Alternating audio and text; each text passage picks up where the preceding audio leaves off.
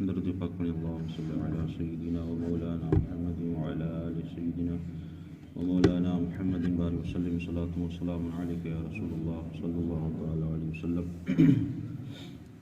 سورہ یونس کی چند آیات ہیں، ان کا ترجمہ و تفسیر ہے۔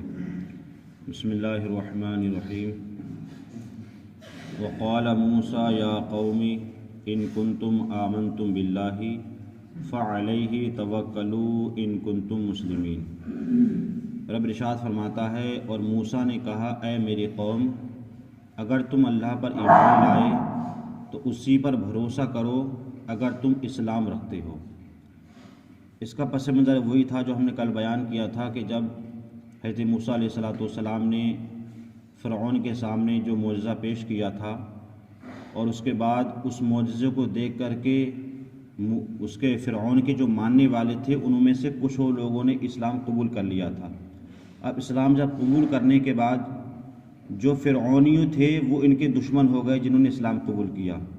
تو جب دشمن ہو گئے تو انہیں خوف ہونے لگا کہ اگر ہم نے چند لوگوں نے اسلام تو قبول کر لیا ہے، لیکن کہیں ایسا نہ ہو کہ فرعون کا جو ظلم ہے وہ ہم کو تباہ و برباد کر دے۔ تو اس لیے حضرت موسیٰ علیہ السلام نے ان سے کہا کہ اے میری قوم، اگر تم اللہ پر ایمان لائے ہو اور اگر تمہیں یقین ہے تو تم اللہ ہی پر بھروسہ کرو اگر تم اسلام رکھتے ہو۔ مطلب جس پر تم اسلام لائے ہو، جس کے لیے تم اسی کی ذات پر بھروسہ کرو کہ وہی تمہاری مدد کرنے والا ہے، کیونکہ پہلے تم جو ہے کفر پر تھے، اللہ نے تمہیں ہدایت دی، تم نے اسلام قبول کر لیا، تو اللہ تعالیٰ تمہیں ایسا نہیں ہے کہ تمہیں چھوڑ دے گا۔ اب اس سے ایک چیز وہ بھی ثابت ہوئی، ان کنتم مسلمین، اگر تم اسلام رکھتے ہو۔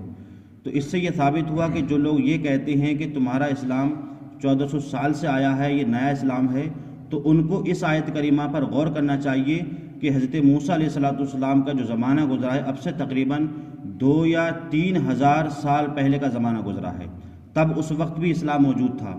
اسلام حقیقت کی جو اسلام کی بنیاد تھی وہ حضرت آدم علیہ السلام زمین پر لے کر کے آئے تھے، اور تمام نبیوں نے اسی اسلام کو آگے بڑھایا ہے، اور اس اسلام کی تکمیل اگر کسی نے کی ہے تو ہمارے آقا صلی اللہ علیہ وسلم نے کی ہے۔ تو اسلام 14 سال سے نہیں بلکہ پہلے سے آیا ہے۔ اگر اسلام نہ ہوتا تو قرآن یہ نہیں فرماتا کہ ان کنتم مسلمین، اگر تم اسلام رکھتے ہو۔ اس کے بعد رب نے فرمایا، فقالوا علی اللہ توکلنا ربنا لا تجعلنا فتنة لقوم الظالمین۔ بولے ہم نے اللہ ہی پر بھروسہ کیا۔ مطلب جب حضرت موسیٰ نے ان کو یہ کہا تو وہ قوم تمام لوگ بولے ہم نے اللہ ہی پر بھروسہ کیا، الہی ہم کو ظالم لوگوں کی آزمائش سے بچا۔ مطلب یہ انہوں نے دعا کی، کیونکہ یہ خوف تھا نا کہ کہیں فرعون والے ہم کو قتل نہ کر دیں، تو انہوں نے اللہ ہی پر بھروسہ کیا۔ اور یہ مسئلہ بھی ہے اس سے کہ جو لوگ اللہ ہی کی ذات پر بھروسہ کرتے ہیں تو ان کا ایمان کامل ہوتا ہے۔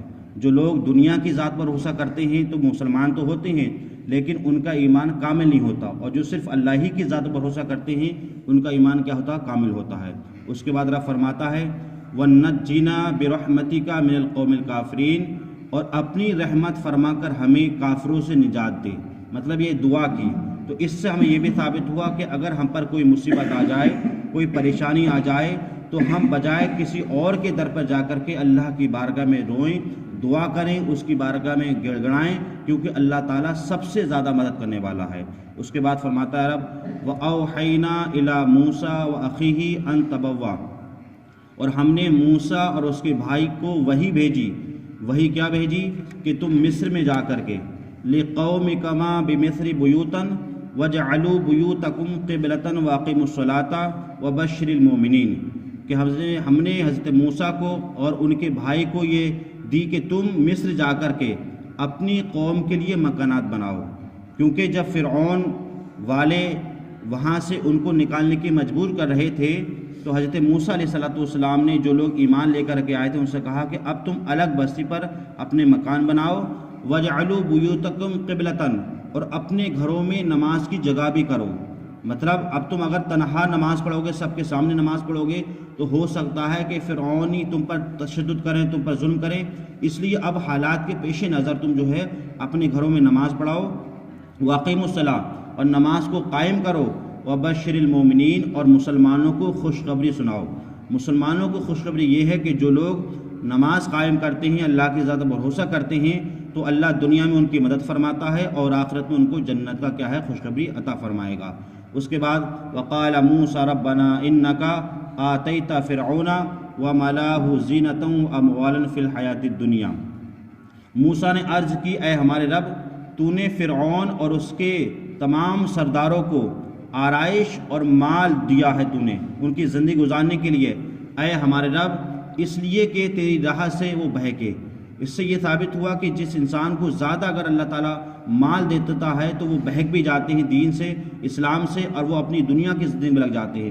جیسا کہ فرعون تھا، اس کے پاس اتنا مال و زر تھا کہ خود اس کو بھی معلوم نہیں تھا میرے پاس کیا ہے، اسی لیے اس نے ایک دن ایسا بھی آیا کہ وہ بندہ تھا لیکن اس نے خدائی کا دعویٰ کر دیا کہ میں خدا ہوں اور تم میری ہی عبادت کرو اس مال کی وجہ سے۔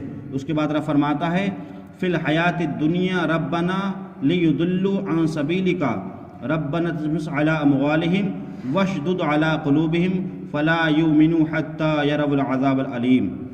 اے ہمارے رب تیری راہ سے وہ بہکے، اے ہمارے رب ان کے مال تو برباد کر دے اور ان کے دل سخت کر دے کہ وہ ایمان نہ لائیں جب تک وہ دردناک عذاب کو نہ دیکھ لیں۔ مطلب جو فرعونی باقی بچے تھے، جب حضرت موسیٰ نے جان لیا کہ اب یہ لوگ ایمان نہیں لائیں گے، یہ اپنے ظلم پر مصر رہیں گے، اس کے بعد حضرت موسیٰ نے یہ دعا کی اے اللہ جب تک یہ دردناک عذاب نہ دیکھ لیں یہ تجھ پر ایمان نہیں لائیں گے۔ اور ایسا ہی ہوا کہ اس کے بعد جب سیلاب آئی اور حضرت موسیٰ علیہ السلام اپنی قوم کو لے کر نکلے اور اس میں جب آپ نے جو ہے ڈنڈا مارا اور جس کی وجہ سے راستہ کھل گیا، فرعونی سارے ڈوب گئے، لیکن اس کے باوجود بھی وہ ایمان نہیں لائے، وہ اپنے ظلم پر اور اپنے کفر پر وہ مصر رہے۔ یہ ان کے حالات تھے۔ اس کے بعد کس طریقے سے وہ دریا میں ڈوبے انشاءاللہ اس کا واقعہ آگے بیان ہوگا۔ اللہ تعالی ہمیں اور آپ کو صحیح طریقے سے قرآن میں سمجھنے کی، اس پر عمل کرنے کی توفیق عطا فرمائے۔ اللہم صلی علی سیدنا